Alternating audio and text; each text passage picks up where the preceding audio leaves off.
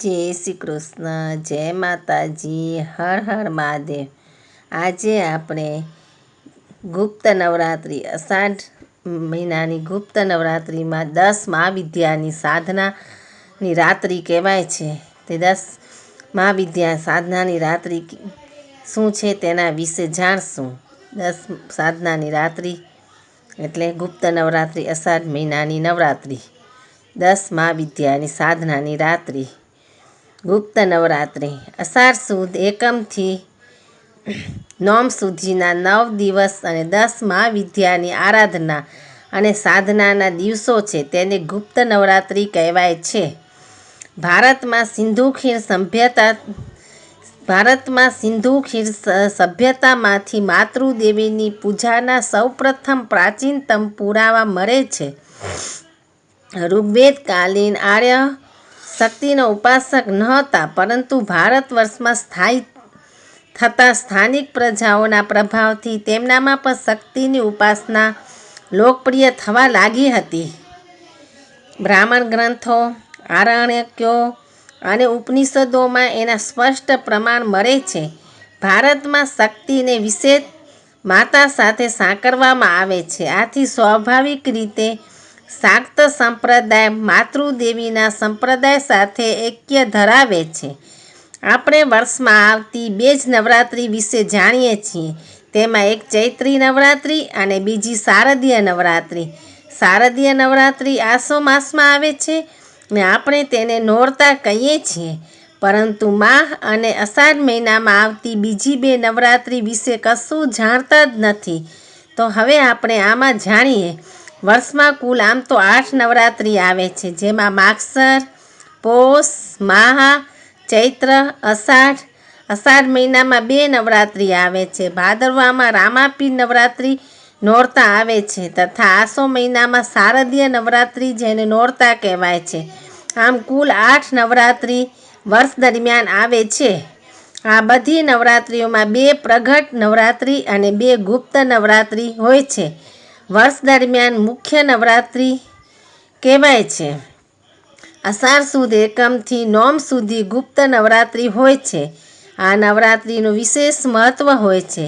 ગુપ્ત નવરાત્રિમાં શાક્ત સંપ્રદાયના સાધકો ઘેબી ચમત્કારી શક્તિ પ્રાપ્ત કરવા 9 દિવસ વિશેષ સાધના કરે છે અને ચમત્કારિક શક્તિઓ પ્રાપ્ત કરે છે। દેવી પુરાણ, દેવી ભાગવત, શિવસંહિતા વગેરે ગ્રંથોમાં પ્રગટ અને ગુપ્ત નવરાત્રિની આરાધના વિધિ, મહત્ત્વ અને તેના રહસ્યો વિશે વિસ્તૃત વર્ણન લખાયેલું છે। પ્રગટ નવરાત્રિમાં 9 દેવીની આરાધના કરાય છે, જ્યારે ગુપ્ત નવરાત્રિમાં 10 મહાવિદ્યાની આરાધના કરાય છે। સાધકો ગુપ્ત નવરાત્રિને જ મહત્ત્વ આપે છે। ભગવાન વિષ્ણુના શયનકાળની વચમાં અષાઢ માસ આવે છે અને આ અષાઢ મહિનાની શરૂઆત ગુપ્ત નવરાત્રિથી થાય છે। આ સમયગાળો એવો છે કે જેમાં ઋતુ પરિવર્તનને કારણે દેવી શક્તિઓ કમજોર પડે છે અને આસુરી શક્તિઓ પ્રબળ બને છે। આ સમય યમ, વરુણ, રુદ્ર વગેરેનો પ્રકોપ પૃથ્વી પર વધવા લાગે છે। શરીરને રોગો ઘેરી લે છે। તેનાથી બચવા માટે પ્રાચીન કાળમાં લોકો ગુપ્ત નવરાત્રિમાં પ્રકૃતિ સ્વરૂપ માતા પરાંબા દુર્ગાની ઉપાસના કરતા હતા।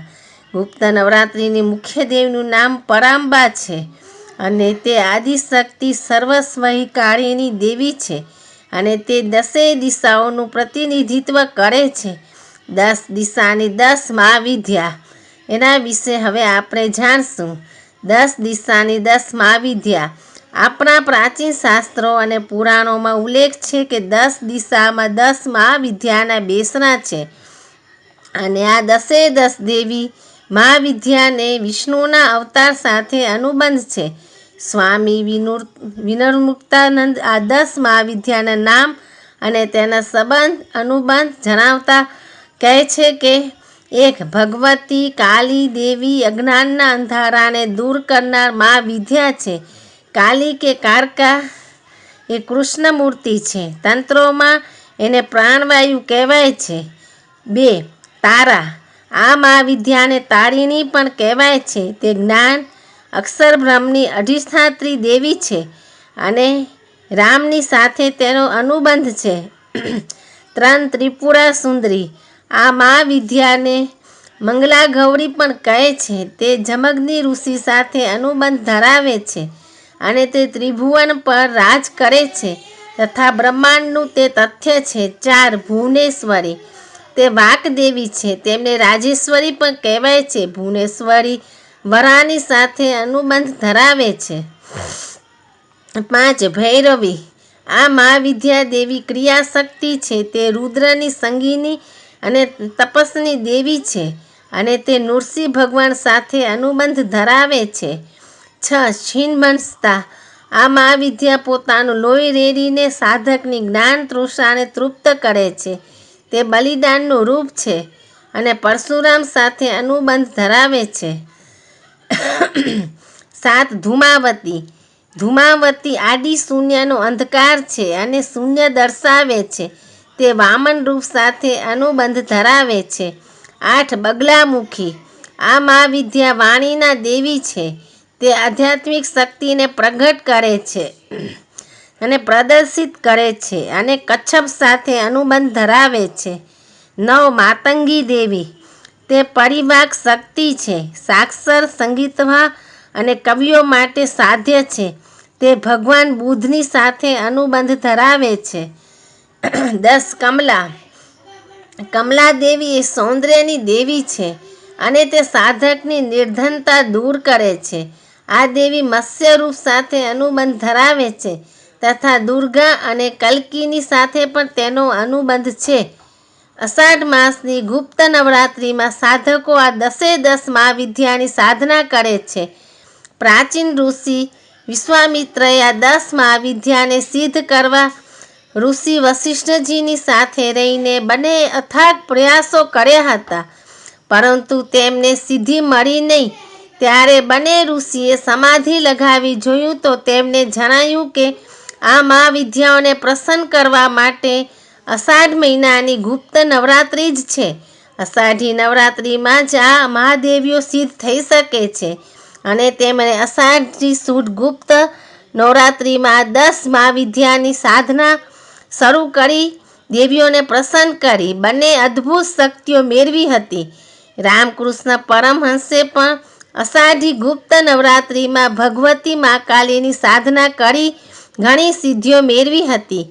કાલિકા એ પ્રથમ મહાવિદ્યા છે. તે શિવની શક્તિ, પુરુષની પ્રકૃતિ અને બ્રહ્મની માયા છે. આ કાલી એ જ બ્રહ્મ છે અને બ્રહ્મ જ મા કાલી છે.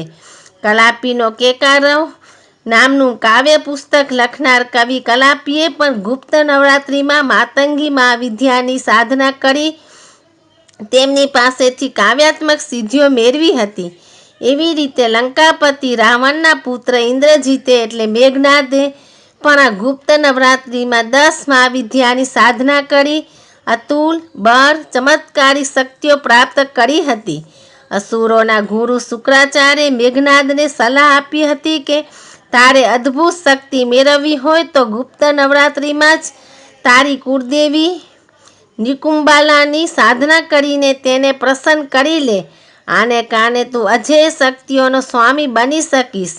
મેઘનાદે ગુપ્ત નવરાત્રિના 9 દિવસ સાધના કરી મહાવિદ્યાઓ પાસેથી પ્રચંડ શક્તિઓ મેળવી હતી. આ 10 મહાવિદ્યાને અધિકાંશ તાંત્રિક સાધકો દ્વારા જ પૂજવામાં આવે છે, પરંતુ સાધારણ ભક્તો પણ તેની આરાધના કરે છે અને સિદ્ધિઓ પ્રાપ્ત કરે છે.